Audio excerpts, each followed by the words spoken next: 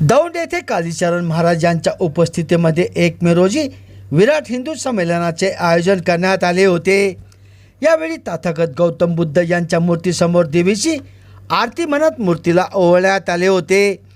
त्यामुळे ही गौतम बुद्धाच्या मूर्तीची विटंबना झाली आहे आणि ती मुद्दाम करण्यात आली असा आरोप दौंड शहरातील विविध आंबेडकरी संघटनांनी करत रविवारी दिनांक 3 मे रोजी दौंड पोलीस स्टेशन समोर सुमारे 3 तास आंदोलन केले।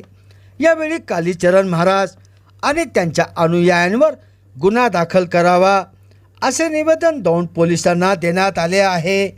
सध्या दौंड शहरात तणावाचे वातावरण निर्माण झाले असून आंबेडकरी समाज प्रचंड आक्रमक झाल्याचे चित्र दिसून आले।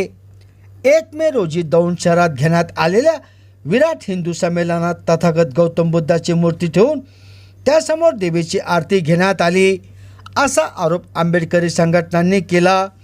त्या आरतीचे व्हिडिओ व्हायरल झाल्यानंतर मात्र संबंधित आयोजक आणि कालीचरण महाराज यांनी मुद्दाम तथागत गौतम बुद्धाचा अपमान केला आणि त्यामुळे बौद्ध बांधवांच्या भावना दुखावल्याने या संमेलनाचे आयोजक व प्रमुख वक्ते कालीचरण महाराज यांच्या विरुद्ध धार्मिक भावना दुखावणे, सामाजिक आणि धार्मिक तेढ निर्माण केल्याप्रकरणी गुन्हा दाखल करावा यासाठी आंबेडकरी संघटनांनी दौंड पोलीस स्टेशनमध्ये ठिय्या आंदोलन केले।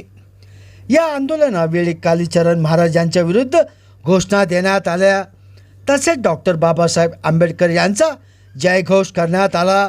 या प्रकरणातील आरोपींवर कठोर कारवाई करण्यात यावी अन्यथा दौंड शहरात बंद पाळला जाईल असा इशारा निवेदनातून देण्यात आला आहे।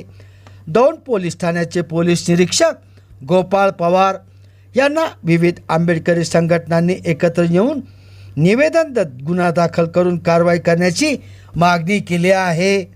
सध्या दौंड शहरात तणावाचे वातावरण निर्माण झाले असून आंबेडकरी समाज प्रचंड आक्रमक झाल्याचे चित्र दिसून आले आहे। संभाजीनगर समाचार न्यूज चॅनलसाठी सुनील टाक।